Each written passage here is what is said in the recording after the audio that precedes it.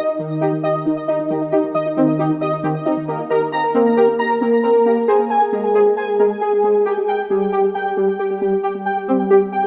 was born in 1930. I lived in New York City. My parents had come from Central Europe 10 years earlier because of the inflation there.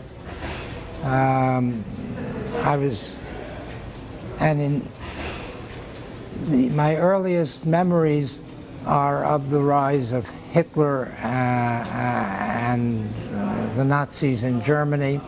My parents were very concerned about that.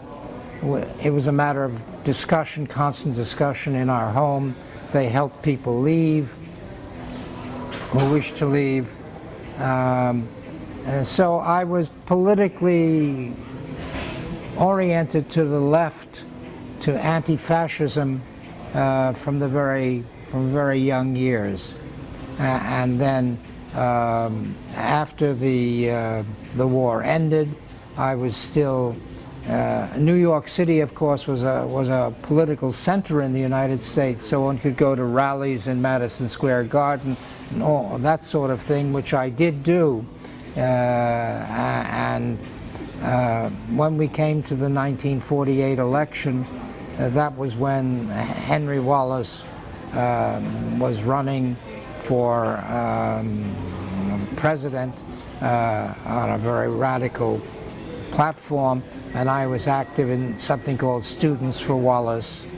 But by this point I was in college, and I was in various kinds of organizations. I continued that, and a big turning point, I had this interest in India, actually.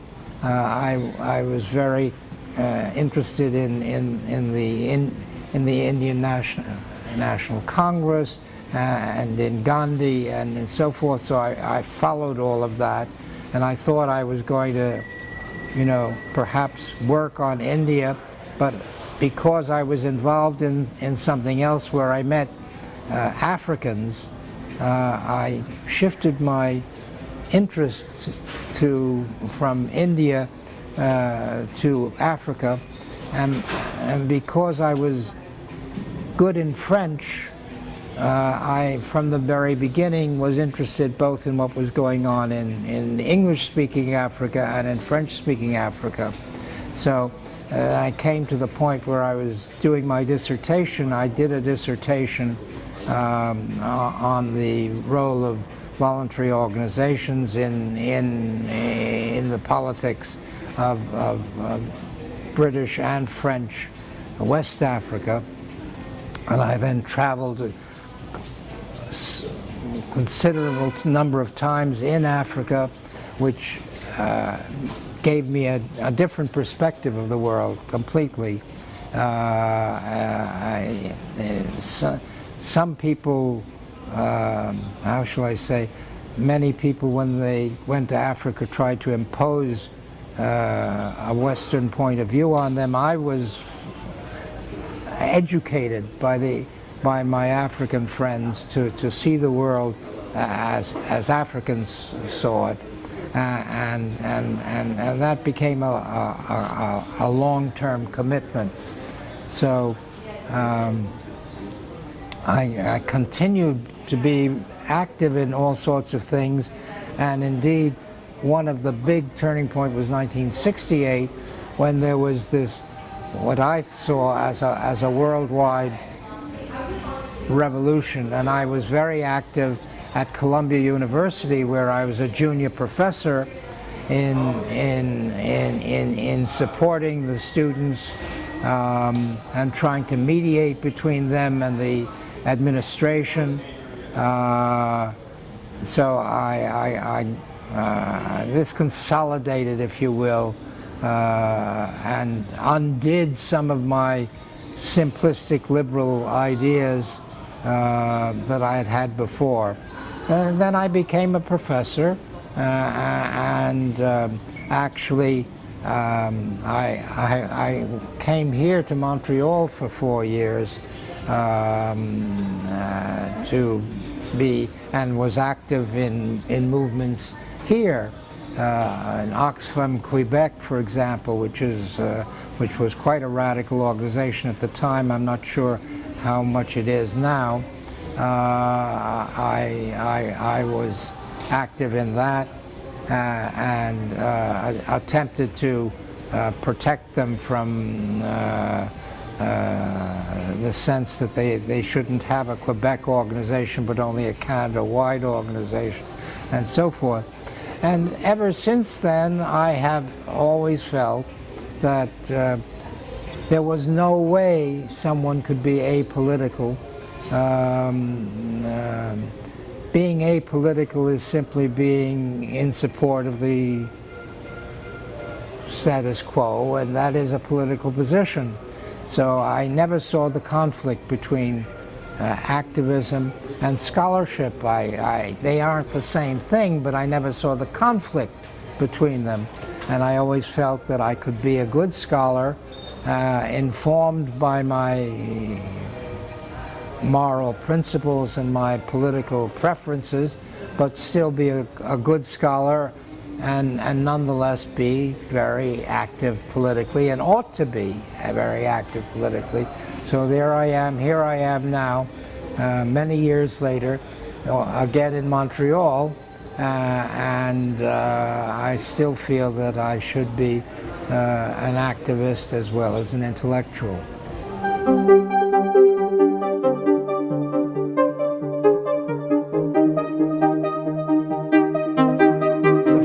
Time I came to Africa, well, I actually came quite early. I came to a World Youth meeting in Dakar in 1952, and then traveled around for a week to other parts of French West Africa, and I met some of the people involved in the movements for independence already in 1952. So by the time, and then I came back again in 1955 for another meeting, and then by 1956. I mean, I was into my dissertation topic already, so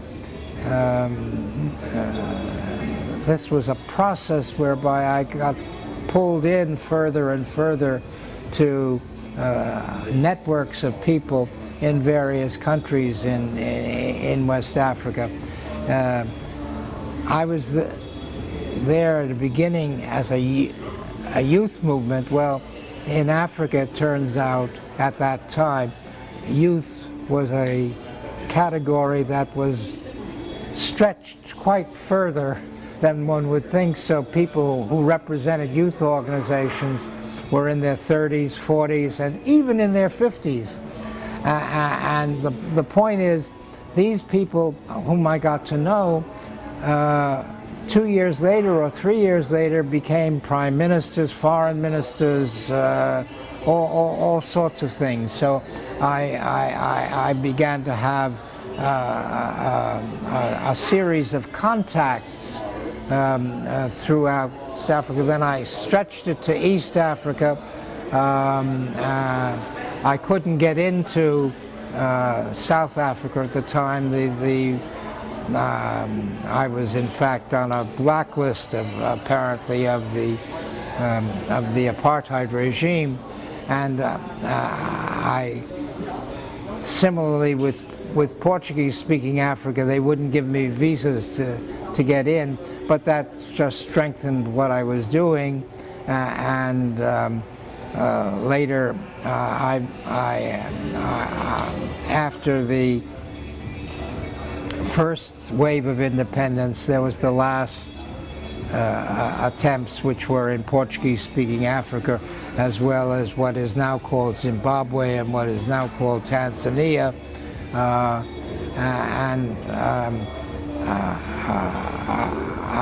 I was not only, I could speak to all of these people because I knew them all, and linguistically I was able to do it. So I became a sort of Africa specialist until I started writing about it in my work, and I suddenly realized that I was running after headlines. That is to say, I was trying to explain what happened today and then tomorrow and the next day, and I said, this is crazy. I have to find out. They were being called at the time new nations, and I said to myself, if there are new nations, there must have been old nations. And maybe I should look at the old nations to see how they became whatever. That was a very crazy idea, but it was a lucky one, because what it got me to do was to start to read about what I thought was old nations in the 16th century and how they became modern in quotation marks and so forth. And that's what got me into writing about the modern world system. So there I was, and I've been doing that ever since. I also write about immediate events too. In 1998 I started this system of bi-weekly commentaries, the 1st and the 15th of every month, and trying to analyze what is going on now in the light of the longue durée, to give some context for what is going on. Well, these are political interventions, of course. They're political commentaries, but they are informed by my scholarship as well.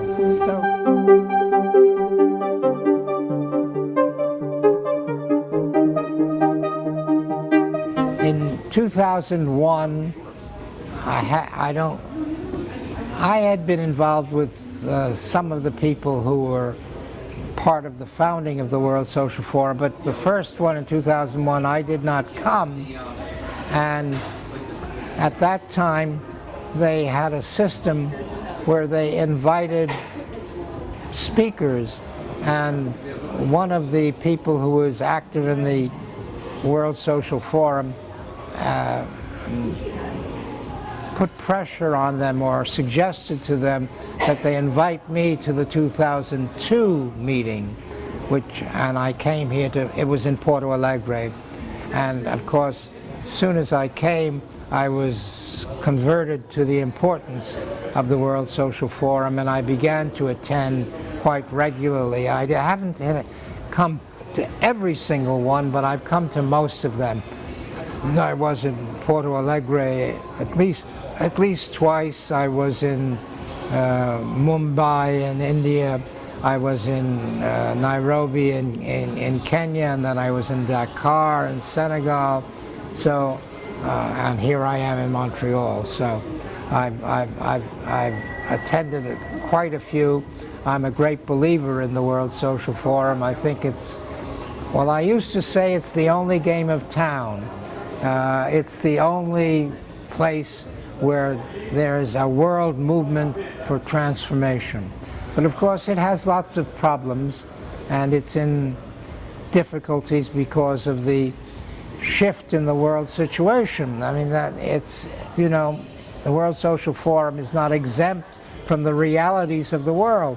And while we had a good 10 years, maybe from about 2000 to 2010, a good decade for progressive movements, especially in Latin America, but not only in Latin America, in many other parts of the world.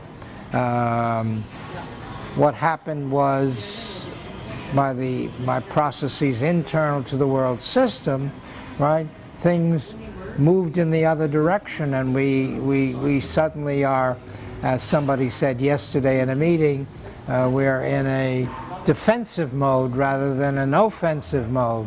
And frankly, people aren't sure how to handle it. And so there's an immense amount of debate in the World Social Forum and in other progressive movements. Some people talk of the global justice movement as a sort of bigger tent of which the World Social Forum is one part. There's a tremendous debate about how the World Social Forum can be meaningfully participant in the present defensive mode. We've been debating that at this meeting, and as I said in this meeting, we've been debating that ever since I came in 2002, but we're debating it with more intensity now, and somehow people feel we should do something that's more politically active, but we're not sure quite how to do it and how to preserve the World Social Forum as a space where people can meet, etc. So there we are.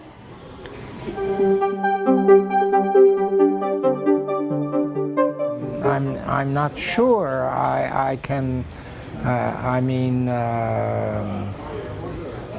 Children, I have grandchildren, those are very happy moments. My youngest grandchild has just become 12, and she came to this World Social Forum because she's a child activist, and she wanted to come very much and to get involved further, so that made me very happy. 1968 is a big turning point for me, right. I think it's a big turning point for the world, and I've written on that. I've written quite a bit about 1968 as a turning point, but it was certainly a turning point for me personally. But in what ways? Well, how should I say, in my understanding of the limitations of the possibility of transformation, how shall I say,